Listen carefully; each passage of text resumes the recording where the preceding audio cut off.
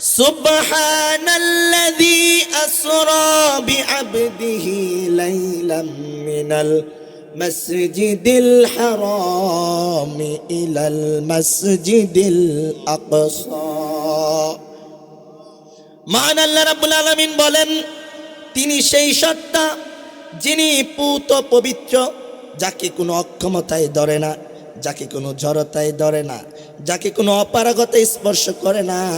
সেই আল্লাহ রাব্বুল আলামিন তার প্রিয় হাবিবকে রাতের বেলায় বাইতুল মুকাদ্দাস থেকে আরশে আজিম পর্যন্ত ভ্রমণ করিয়েছেন।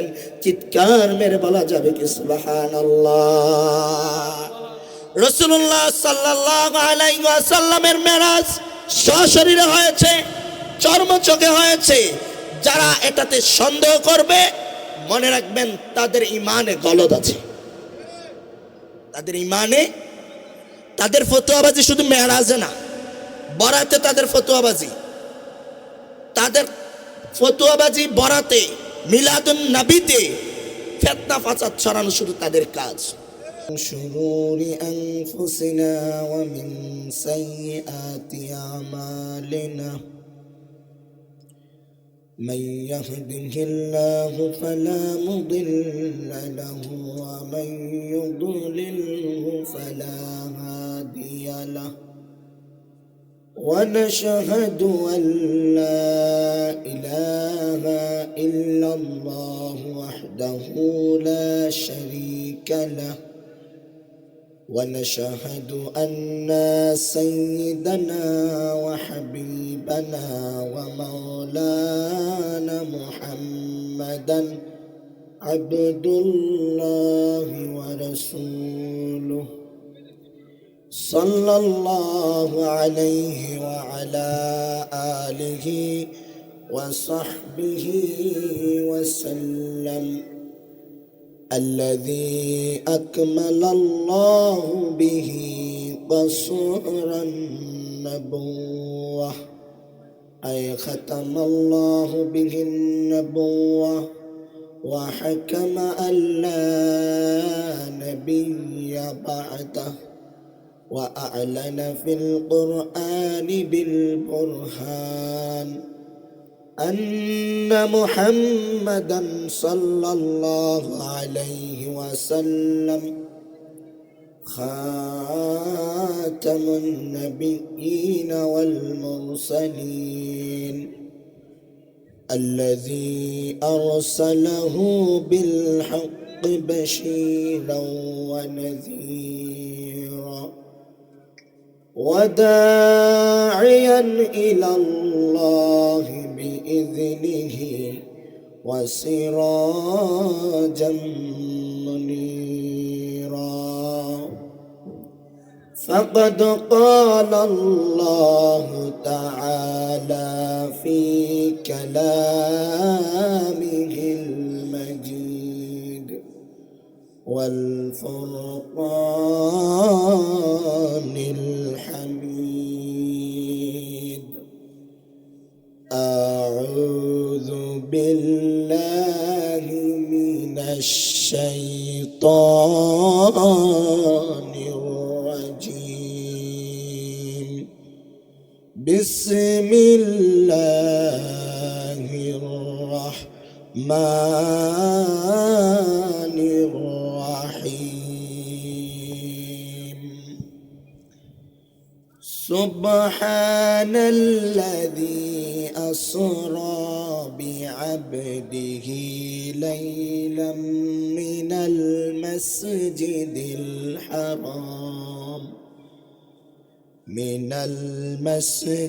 الحرام إلى المسجد الأقصى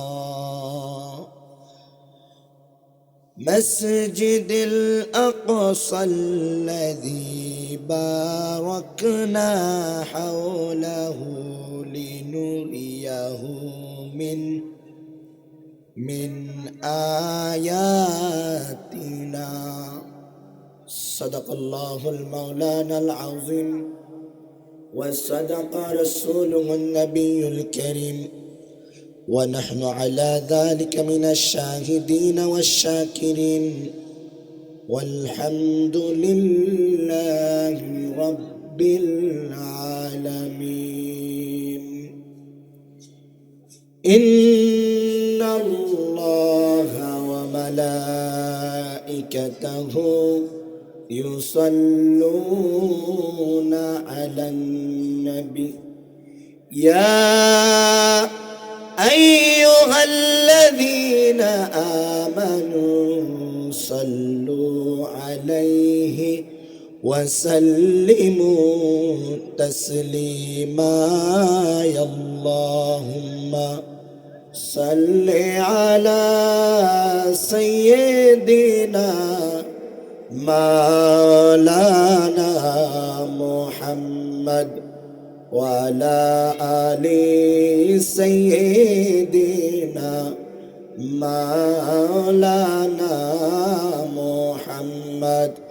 দুরূদ শরীফ পড়তে কি বাজান কষ্ট হয়? দুরূদ শরীফ পড়লে লাভ না লস? সমচ্ছত কণ্ঠে বলতে হবে লাভ না লস?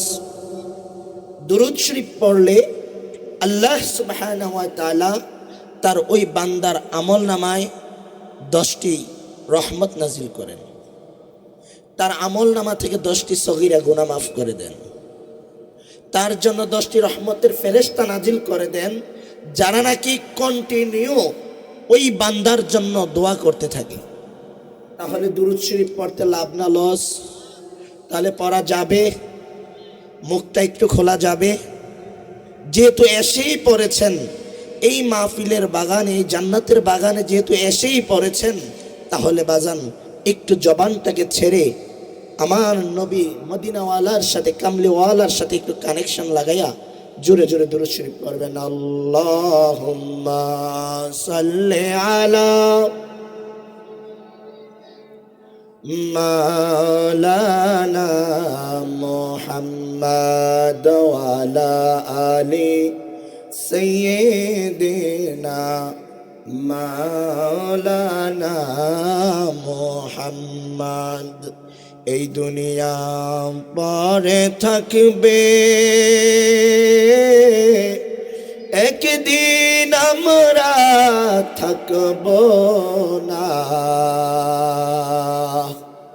দুনিয়ার সবাই ভুলে যাবে, নবীজি আপনি ভুইলেন না।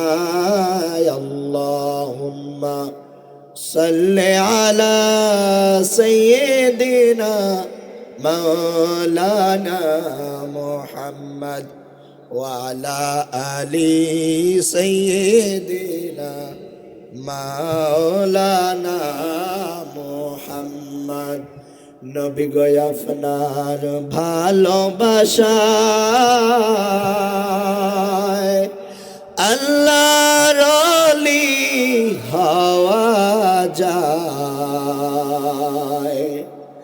নবী গো আপনার ভালোবাসায় আল্লাহর জান্নাত পাওয়া যায়। আল্লাহুম্মা সাইয়্যিদিনা মাওলানা মুহাম্মদ ওয়া আলা আলি সাইয়্যিদিনা মাওলানা মুহাম্মদ। একটু আমার রবের সাথে একটু কানেকশন লাগাই নেই, সকলে জবানটাকে ছেড়ে আমার আল্লাহর শানে একটু জিকির করবেন। লা ইলাহা ইল্লাল্লাহ, জোরে লা ইলাহা ইল্লাল্লাহ, মোহাব্বত লা ইল্লাল্লাহ, জোরে লা ইলাহা ইল্লাল্লাহ, লা ইলাহা ইল্লাল্লাহ, মোহাব্বত লা ইলাহা ইল্লাল্লাহ, জোরে লা ইলাহা।